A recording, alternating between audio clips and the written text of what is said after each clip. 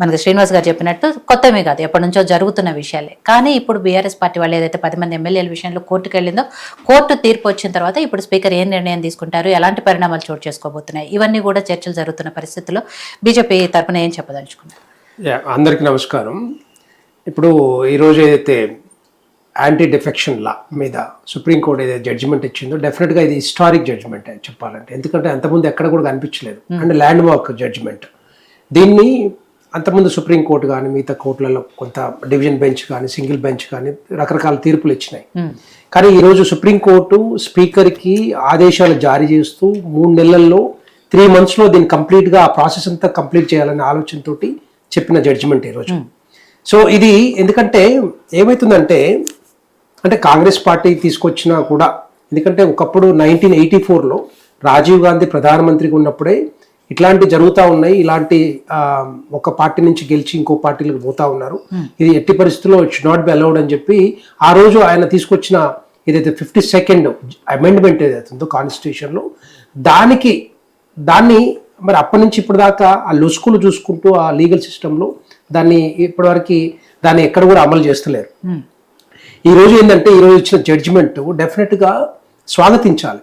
ఎందుకంటే ఒక పార్టీ నుంచి గెలిచి నెక్స్ట్ డేనే వేరే పార్టీలకు వెళ్ళి కండవ కప్పుకోవడం అనేది దుర్మార్గమైన చర్య. ఎందుకంటే ఒక పార్టీలో గెలిచిన తర్వాత వాళ్ళు ఏమంటున్నారు, ఇప్పుడు ఆ ఎమ్మెల్యేలు, మేము ఈ పార్టీలో ఉంటే మా కాన్స్టిట్యున్సీ నియోజకవర్గ అభివృద్ధి జరగదు, అందుకే మేము అధికార పార్టీలకు పోతున్నాం అని చెప్తున్నారు. ఇది కూడా దుర్మార్గమైన చర్య. అధికార పార్టీ కానీ లేకపోతే ప్రతిపక్ష పార్టీ కానీ ఏ ఎమ్మెల్యే అయినా కూడా ఆ కాన్స్టిట్యున్సీస్ డెవలప్ చేసే బాధ్యత అధికార పార్టీకే ఉంటుంది డెఫినెట్ గా. అది ఎక్కడ కూడా స్వార్థ రాజకీయం కోసం చేయకూడదు.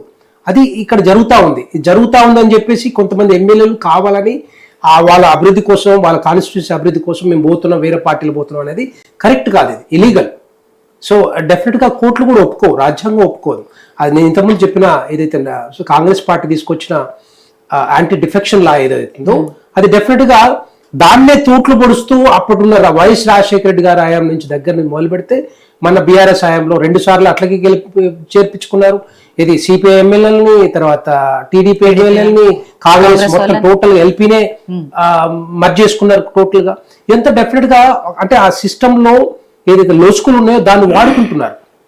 దీన్ని కరెక్ట్ చేయాల్సిన బాధ్యత ఉంటుంది. అంటే ఇది స్పీకర్ చేస్తారా, లేకపోతే కోర్టులు చేస్తారా, రేపొద్దున రాజ్యాంగ సవరణ చేస్తారా?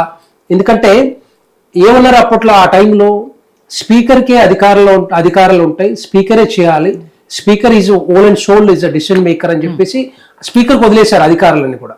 ఇప్పుడు దాన్ని మళ్ళా రివ్యూ చేయాల్సిన అవసరం ఉంటుందేమో అన్నట్టుగా ఈ కోర్టు కూడా ఈరోజు చెప్తా ఉంది, సుప్రీంకోర్టు కూడా. అంటే మీరు రాజ్యాంగ సవరణ చేసే అవకాశాలు కూడా ఉంటాయి.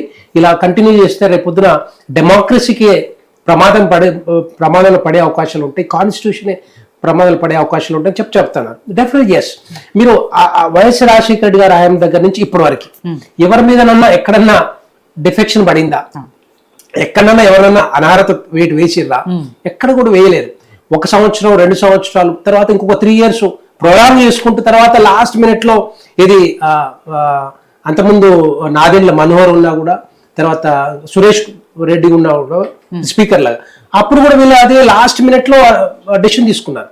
సో బీఆర్ఎస్ హయాంలో కూడా జరిగింది ఇదే. అఫ్ కోర్స్ కాంగ్రెస్ ఫైట్ చేయలేదు చెప్పాలంటే. Congress they have right to fight actually with in the courts, but వాళ్ళు పోలేదు. ఎందుకు పోలేదు నాకు అర్థం కాలేదు. అది మర్జీ చేసినా కూడా, లేకపోతే అంతమంది చేర్చుకున్నా కూడా పట్టించుకున్న ఆలోచన మరి ఎందుకు అనుకోలేదు. ఈరోజు BRS party they are fighting actually for these things.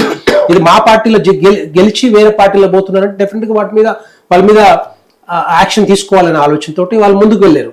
So నేనేమంటున్నా అంటే, ఇదంతా కూడా డెఫినెట్ గా speaker should take a decision. ఇంత టైంలో ఇప్పుడు ఆల్మోస్ట్ ఒక 18 నెలలు వస్తా ఉంది. 18 నెలల నుంచి అది October 22 అనుకుంటా ఒకటి సింగిల్ బెంచ్ ఇచ్చారు. సింగిల్ బెంచ్ ఇచ్చింది ఈరోజు సుప్రీంకోర్టు కూడా సపోర్ట్ చేస్తా ఉంది. కానీ డివిజన్ బెంచ్ ఏదైతే ఇచ్చిందో దాన్ని పక్కన పెట్టింది, నలిఫై చేసింది. అది ఎట్టి పరిస్థితుల్లో అది పనికిరాదు. సింగిల్ బెంచ్ మాత్రం డెఫినెట్గా ఎస్, మేము దాన్నే సపోర్ట్ చేస్తా ఉన్నాం, దాన్ని ఎట్టి పరిస్థితులు అమలు చేయాల్సిందే, ఇది స్పీకర్కి అధికారాలు ఉన్నాయి, speaker should take a decision అని చెప్పి ఈరోజు చెప్పింది. కానీ ఇప్పుడు స్పీకర్ చేస్తారా లేదా అనేది ఆయన మీద ఆధారపడింది.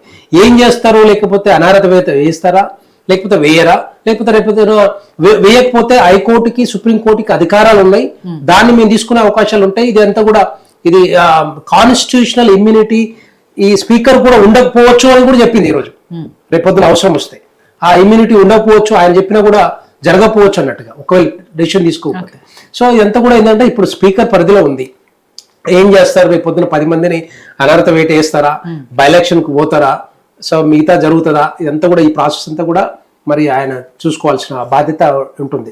ఎందుకంటే ఇప్పుడు ఈ రోజు మాట్లాడిన జడ్జిమెంట్ లో మణిపూర్ది ఇది క్యూహోటో అలోలో ఏదో ఉంటుంది, ఆ జడ్జిమెంట్ కూడా ఉటంకిస్తూ దాని గురించి కూడా చెప్పుకుంటూ తర్వాత మిగతా కొన్ని ఏదైతే జడ్జిమెంట్స్ ఇచ్చారు ప్రీవియస్ జడ్జిమెంట్స్ దాన్ని చూసుకొని ఎట్టి పరిస్థితుల్లో ఇవన్నీ కూడా జరుగుతూ ఉన్నాయి, కంటిన్యూస్ ప్రాసెస్ జరుగుతూ ఉంది, ఎవరి మీద కూడా డిస్క్వాలిఫై చేయట్లేదు, ఇది జరగాల్సిన అవసరం ఉంది, లేకపోతే రేపొద్దున డెమోక్రసీకి ప్రాబ్లం వస్తుందని చెప్పారు. సో ఇది మరి ఇప్పుడు రేపొద్దున స్పీకర్ తీసుకుంటారా లేదనేది కాంగ్రెస్ పార్టీ నిర్ణయించుకోవాలి. రేపొద్దున తీసుకోకపోతే ఇంకొక మరి కోర్టులు లేకపోతే ఇంకొక ఏమైనా ఆలోచన ఉండే అవకాశాలు ఉంటాయి.